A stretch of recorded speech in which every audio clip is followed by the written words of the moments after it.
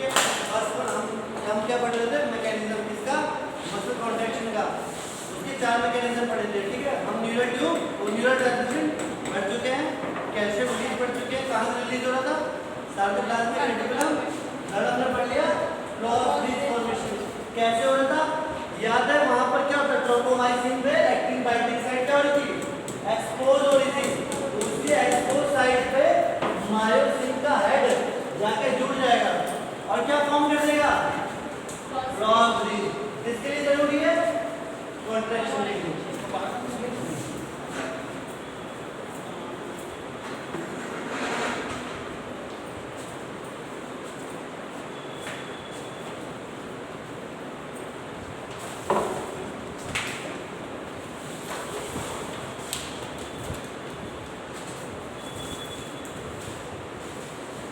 किसकी बात कर रही है,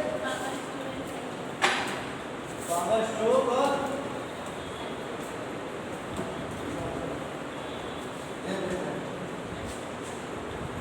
ये क्या था, बोर्ड था।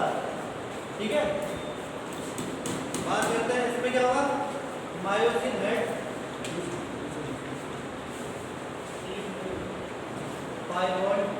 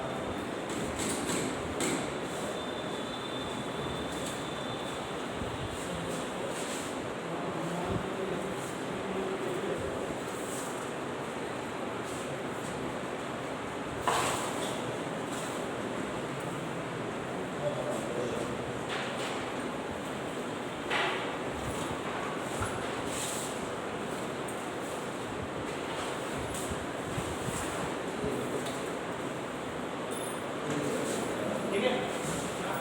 बात करते हैं किसकी, पावर स्ट्रोक और साइकिल की। पावर स्ट्रोक क्या करता है कि आपको पता है हमारा क्या बन चुका था, क्रॉस ब्रिज बन चुका था।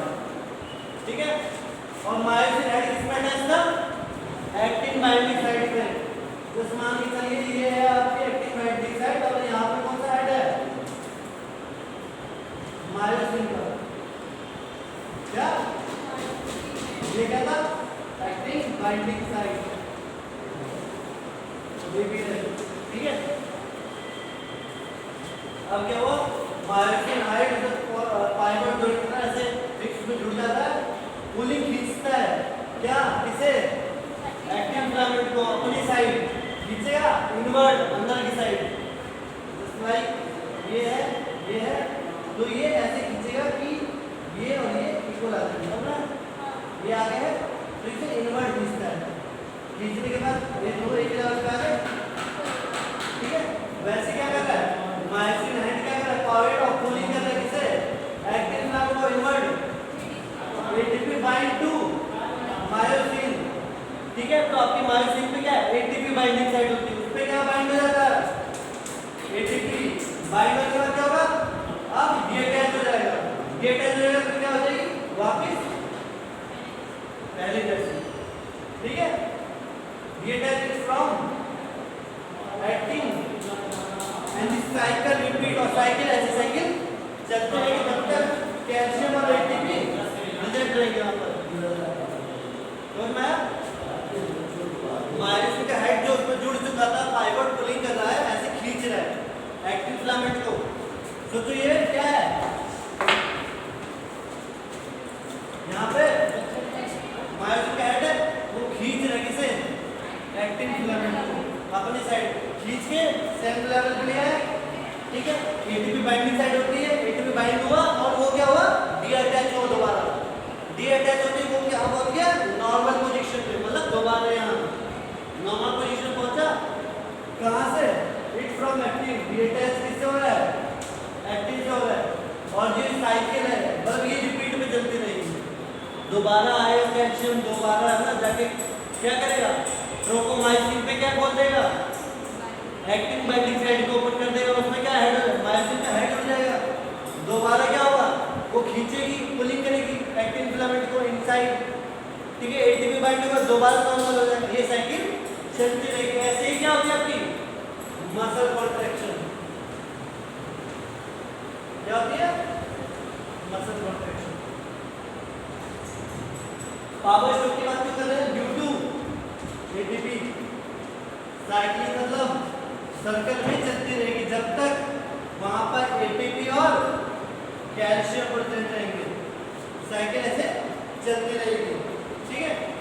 पहले न्यूरो ट्रांसमिशन जाएगा, फिर कैल्शियम रिलीज होगा, फिर क्रॉस लिंक बनेगा, फिर पावर स्ट्रोक साइकिल होगी, दोबारा जाके क्या हो जाएगा, न्यूरो ट्रांसमिशन जाएगा। ऐसी साइकिल चलती रहती है।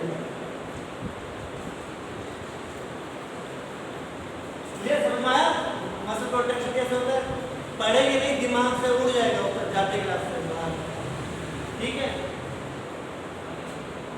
हो गया, आगे बढ़े बेटा।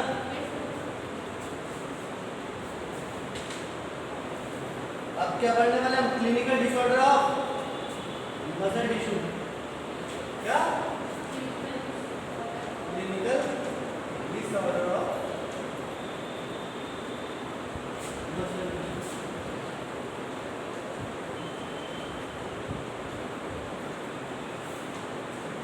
ठीक है। बात करते हैं पहली मस्कुलर एट्रोफी, ठीक है। पहली कौन सी है, मस्कुलर एट्रोफी, दूसरा मायोस्क्लेरोटिक एजिटेशन,